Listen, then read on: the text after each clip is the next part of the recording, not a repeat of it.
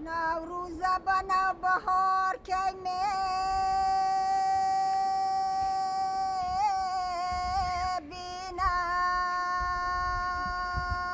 مردم بدخشان این کوههای سر به فلک کشیده را چون سپر طبیعی می‌دانند که قرن‌هاست فرهنگ و زبانشان را از گزند تهاجم فرهنگ‌های بیگانه حفظ کرده است.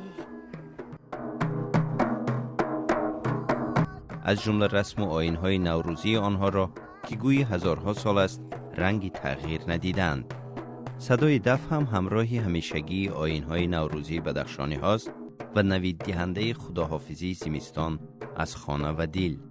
خروش دف گویا که تمام کدورت، تمام غم و هندو که در دلها بود از دلها و حتی از کوهها و دره‌ها زده بیرون میکنند و به همین خاطر زنها جمع میشن و در آغاز نوروز، در هنگام تجلیل نوروز و هنگام گسیل سال کهن فقط دف مینوازند.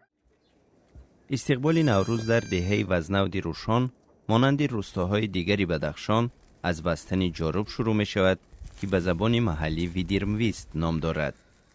خانه را برای آن تازه می کنیم که سال نو می درآید، زندگی نو با سر می شود. برای همین باید به همین پیشواز گرفتن سال نو باید ما تمام چیز تازه کنیم. به خانه تکانی در اینجا چاپ چاپ می گویند. معماری خانه بدخشانی بون خیلی خاص و منحصر به این منطقه است و معنی فلسفی دارد. هر خانه 5 ستون دارد. سقف آن را 4 خانه می نامند که 4 قسمت دارد و یک روزنه. معنای 4 خانه هان است که یعنی 4 عناصر است. خاک است، باد است، آب است، آتش است. اعتقاد این است که نوروز از همین روزنه وارد هر خانه می شود و راهش باید تمیز و پاک باشد. نوروز در زندگی مردم بدخشان جایگاه خاصی دارد. شاید به این دلیل نوروز را در اینجا خدیر ایام یعنی جشن بزرگ هم می نامند. مردم در اینجا فرارسیدن نوروز را به همدیگر به طور خاص تبریک میکنند که در مناطق دیگری تاجیکستان رایج نیست. شاگون بهار مبارک. بعد شما مبارک. شاگون به معنی فالی نیک است، با آرزوی اینکه سال آینده سال فراوانی باشد و رنگی سپید آرد هم سال آرام به ارمغان آورد و دوش اعضای خانواده و در و دیوار خانه آرد می پاشند. آرد به معنی سفیدی، خوشی و آسایش است. شاخه جوان زده بید هم فرارسیدن بهار و سرسبزی را نوید می دهد. کلاس بهار آمد، بای و خوس پان آمد. کلا غزغز امروز یکی از بازی‌های نوروزی کودکان در بدخشان برای گرفتن ایدی است.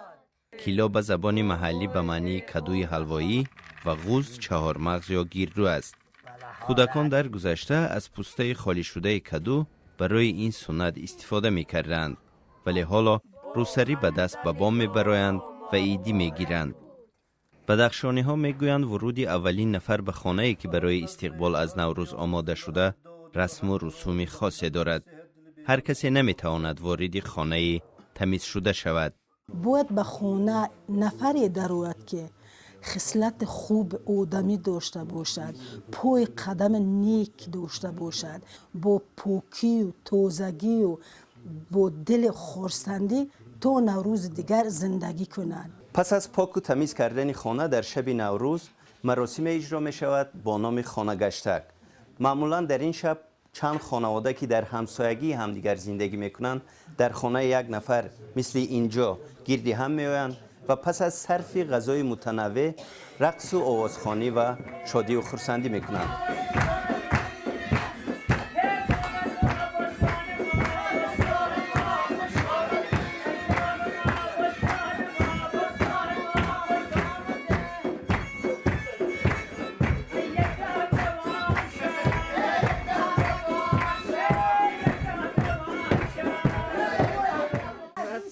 معمولترین غذاهای نوروزی در بدخشان از گندم، آرد و شیر تهیه می شود.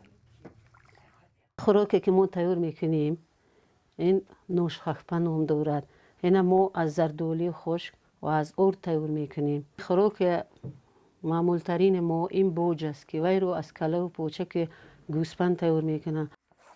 امروز در وضعیت ناگوار اقتصادی شاید هر خانواده بدخشانی قدرتی آن را ندارد که در ایام نوروز یک حیوان ذبح کند، اما هر کس معمولاً چند غذای ساده نوروزی تهیه می کند. آمد بهار سیلی گلستان غنیمت است. روز نوروز در بدخشان هم با یک تقویم مردمی رایج در اینجا محاسبه می شود که آفتاب در مرد نام دارد و هر 3 روزش به یک عضوی بدن اختصاص دارد.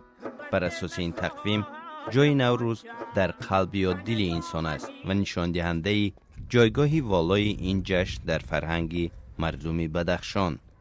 طلوع آفتاب، غروب آفتاب البته در فصلهای سال فرق می کند. از روی همین چیز از ناخن سر کرده تا سر مردم همین خیلی یک تقویم برآوردن که نوروز به دل، از بس که دل در مابین است، به دل در آفتاب در دل راست می آید.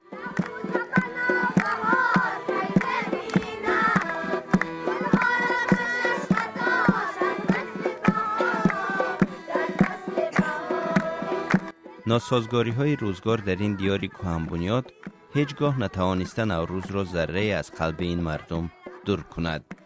مردم بدخشان هزارها سال است مثل کوههای اطرافشان قد برافراشته و سنت‌های نوروزی را در دل خود نگهداری می‌کنند تا در آینده هم از سینه به سینه برسد، از نسل به نسل منتقل و جاودانه شود.